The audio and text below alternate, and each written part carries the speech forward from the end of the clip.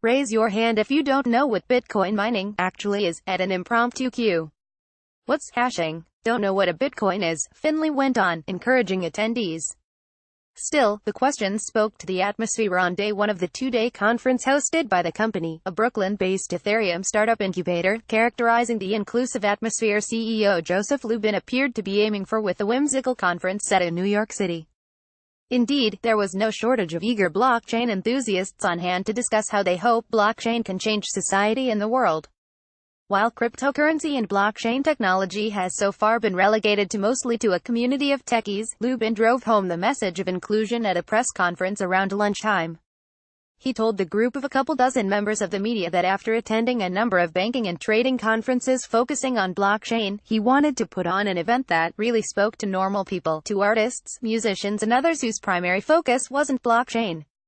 He spoke about ways that the uninitiated could learn more about Ethereum and blockchain technology, including a stunning amount of YouTube videos and Consensus-owned Academy offerings, plus Ethereum itself.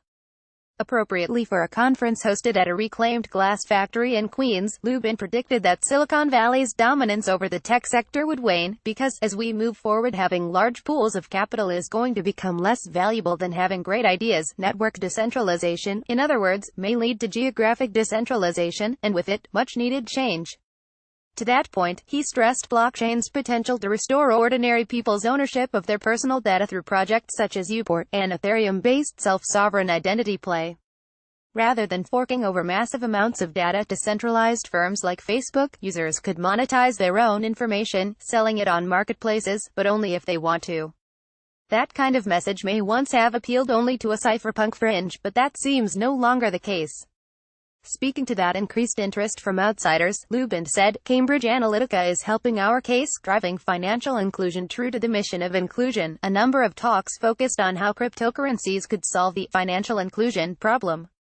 The conversation about this tech shouldn't just be about US, China and Russia, because if it is, I'll be really disappointed, said Global Blockchain Business Council CEO Sandra Rowe, whose talk focused on smaller, Caribbean islands who are looking to blockchain in various capacities.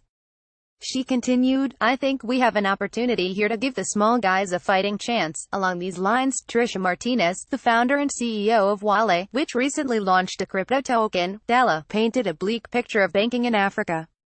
Unlike banks in the developing world which subsist off the traditional savings and loan model, she argued banks across Africa make their money by charging fees for every action a customer makes, opening accounts, buying a coffee, or, perhaps most jarringly, even inquiring about fraudulent activity in an account.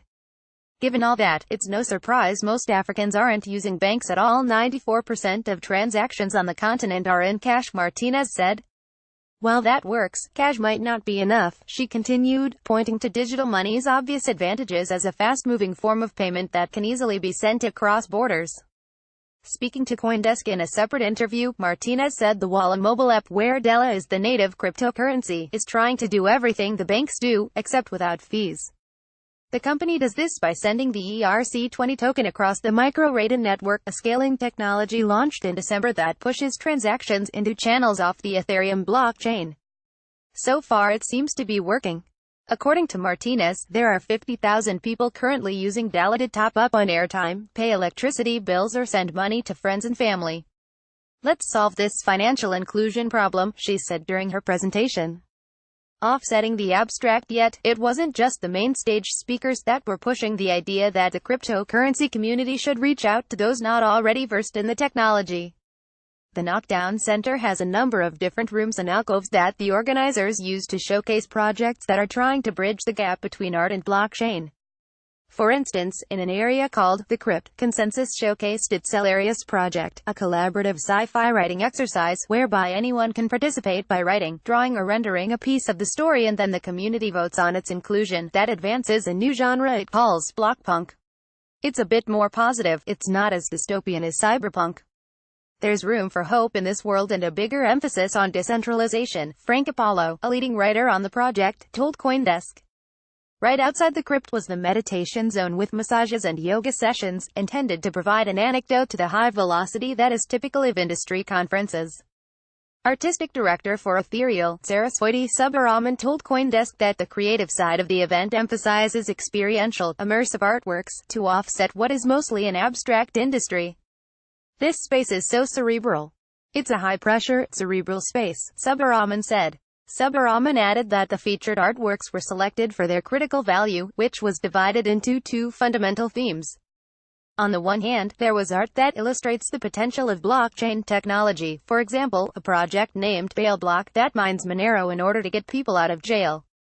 But there were works that spoke to the more dystopic aspects of the industry as well, such as a crypto-jacked pop-up shop for malware-themed cryptocurrency mining solutions, and a handful of works that reflected on the occasionally cultish aspects of the industry.